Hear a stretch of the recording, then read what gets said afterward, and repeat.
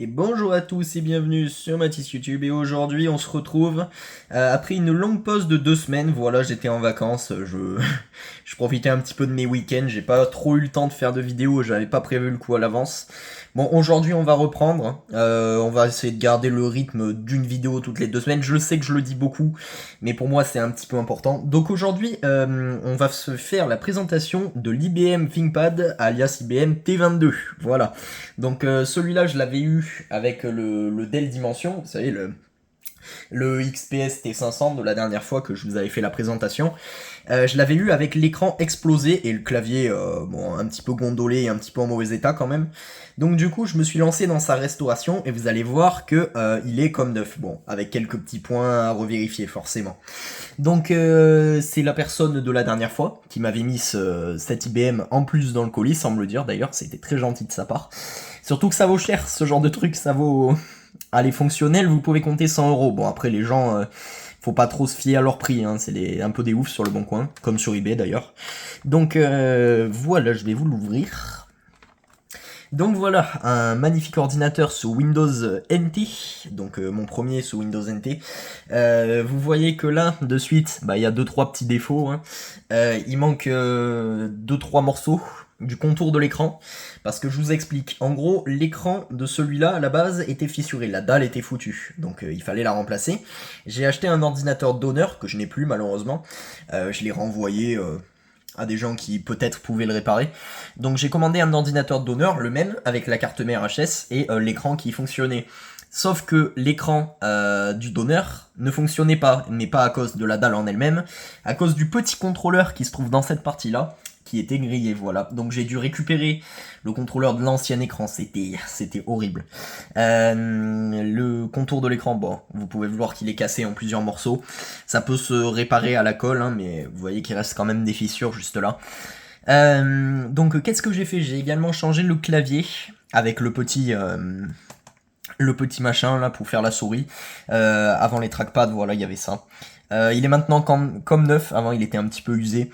Et le clavier n'est plus du tout gondolé et il ressort pas sur le côté comme c'était le cas avant. Voilà. Donc pour continuer à faire un petit peu le tour du propriétaire, on voit ici les boutons. Donc celui-là de clic, je sais pas trop, mais clic droit et gauche. Donc l'écran aussi, j'ai changé tout le bloc écran, hein, comme vous allez pouvoir le voir. Avant il était fissuré juste là, on voyait qu'il avait pris un pli, le pauvre, ce pauvre ThinkPad. Donc j'ai tout changé. Logiquement il est, bon pas comme neuf, mais il est déjà plus neuf qu'est-ce qu'il était avant. Voilà. Donc le lecteur juste là, le lecteur de CD. Ensuite, en port, qu'est-ce qu'on avait? Bah, c'était la belle vie, hein, l'époque des laptops. Cette époque-là, c'était génial, hein, on avait tout ce qu'on pouvait imaginer.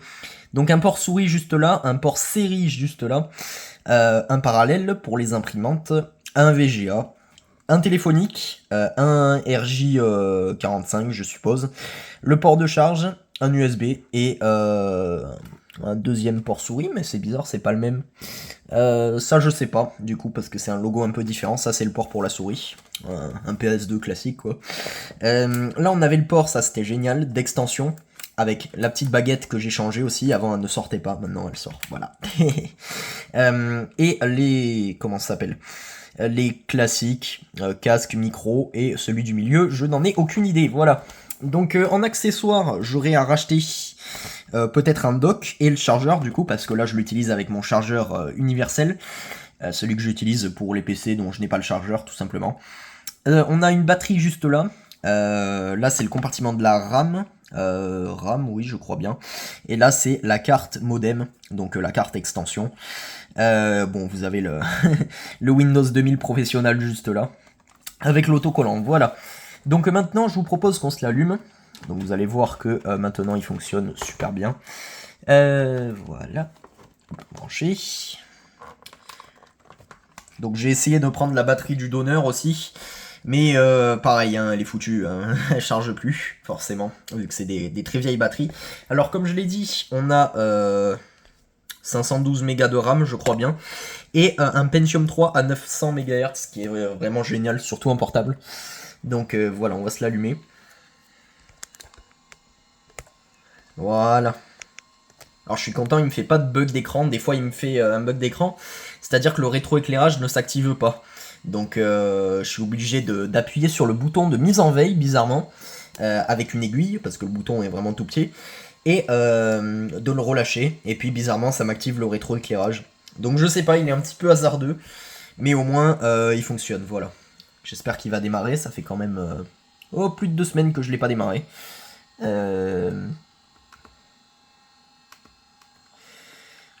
Ouais, c'est bon, il démarre. Alors, qu'est-ce qu'il me dit? Non, c'est bon, ça a l'air d'être bon. Donc, je vais vous faire voir pourquoi pas la config. Donc voilà, on la voit juste là. Un Pentium 3 à 900 MHz et 512 Mb de RAM. Et ça, c'est génial. Franchement, pour un portable de cette époque-là, il devait coûter vraiment beaucoup.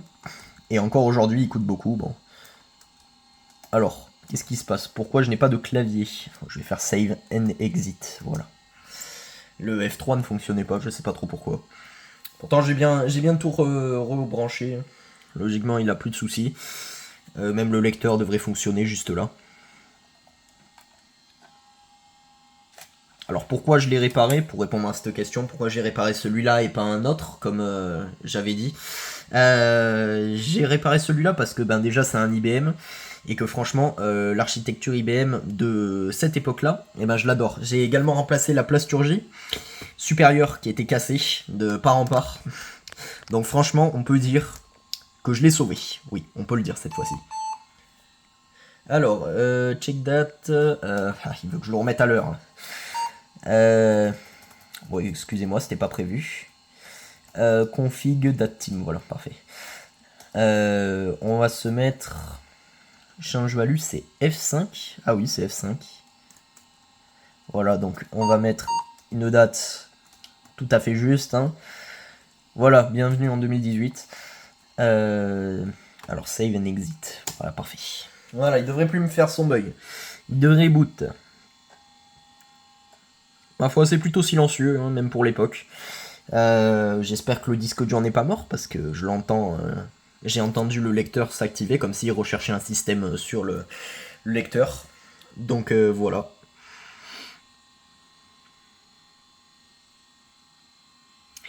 Allez, tu pourrais boot s'il te plaît. Il prend son temps, il prend son temps. Hein. Faut pas trop leur demander aux machines de l'époque. Hein. Voilà, parfait. Alors, sur Windows 2000 français, il crache, donc je sais pas du tout pourquoi. Donc je suis obligé d'utiliser la version anglais. Donc je sais qu'il faudrait que je lui réinstalle le système, parce que c'est Windows 2000 Server qu'il y a là-dessus. Et non pas Windows 2000, voilà, Server Family. Alors qu'à l'origine, c'est juste Windows 2000 tout court, quoi. Donc faudrait peut-être que je lui réinstalle. À voir comment je vais faire pour installer Windows NT, parce que je l'ai jamais fait. Hein. Enfin, Windows 2000 plutôt. Built on NT Technology, voilà. Donc cet ordinateur, il est de 98, je crois. Un petit peu comme le Dell. Ouais, je crois qu'il est de la même période. Bon, encore une fois, il prend son temps. Hein. Voilà. Je vais quand même essayer de le faire boot. Bon, la vidéo sera peut-être un petit peu courte. C'est peut-être qu'un vieil ordinateur portable pour certains. Mais pour moi, c'est vraiment une machine génialissime, tout simplement parce que c'est un de mes premiers IBM en portable. J'avais un... Je sais même pas si je l'ai fait en vidéo, celui-là.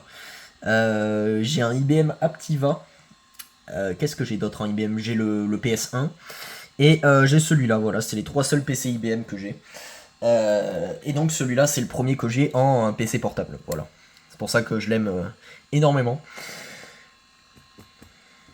Décidément, il a décidé de me faire le coup. Voilà, le truc de la souris. Alors, CTRL, ALT et Supr, ouais. Hop, voilà. Alors, j'ai un peu paniqué quand j'ai vu password, mais en fait, non, il suffit juste d'appuyer sur OK, il n'y a pas de mot de passe, en fait. Génial, merci beaucoup de ne pas avoir mis de mot de passe, sinon j'aurais bien galéré.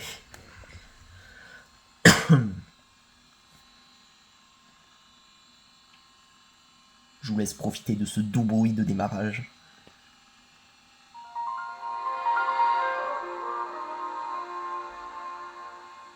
magnifique, ça rappelle des souvenirs. Bon, même si moi j'ai jamais connu Windows 2000, hein, mon père avait eu l'occasion de tester 98 et puis il était directement passé sous Windows XP, donc voilà. Moi j'avais jamais trop connu Windows 2000, même si c'était un peu plus ma... Non, c'était pas trop ma génération, je suis plus de l'époque Windows Vista, vu que je suis de 2007, hein. Pour ceux qui ne le savaient pas. Alors, qu'est-ce qu'il me dit? At least one service, d'accord. Donc voilà, nous voilà sous Windows 2000. Donc ça ressemble comme deux gouttes d'eau à 98, hein, c'est les mêmes logos, c'est à peu près les mêmes menus. Voilà, on peut les voir juste là. Donc Run, WinZip, Windows Update. Bon, je pense pas qu'il puisse trouver de mise à jour. Voilà, et j'ai même les applications juste là. Ce pauvre disque dur. Bon, ce qui est bizarre, c'est que le Dell Dimension était plus rapide, hein. Sous 98, il assurait beaucoup mieux. Là, c'est vraiment lent.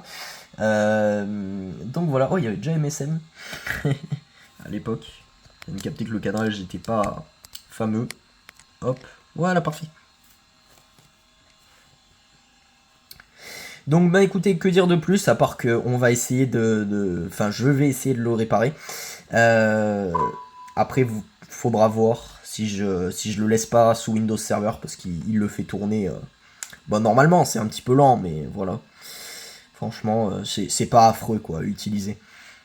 Donc voilà, ben moi j'espère que la vidéo vous aura plu. Je sais c'est une petite machine pas très connue du grand public, elle a pas forcément marqué de génération, mais je trouve ça génial d'avoir un Pentium 3 en portable et surtout un 900 MHz. Hein. On est près du Pentium 4 avec ses 1 GHz justement. Donc voilà, ben, je vous remercie d'avoir regardé la vidéo. N'hésitez pas à la liker et surtout à commenter comme je le dis toujours. Parce que franchement les commentaires, bah, je me régale toujours autant à les lire. Je suppose que l'ancien propriétaire verra la vidéo, donc voilà, j'avais promis que je ferais une belle restauration.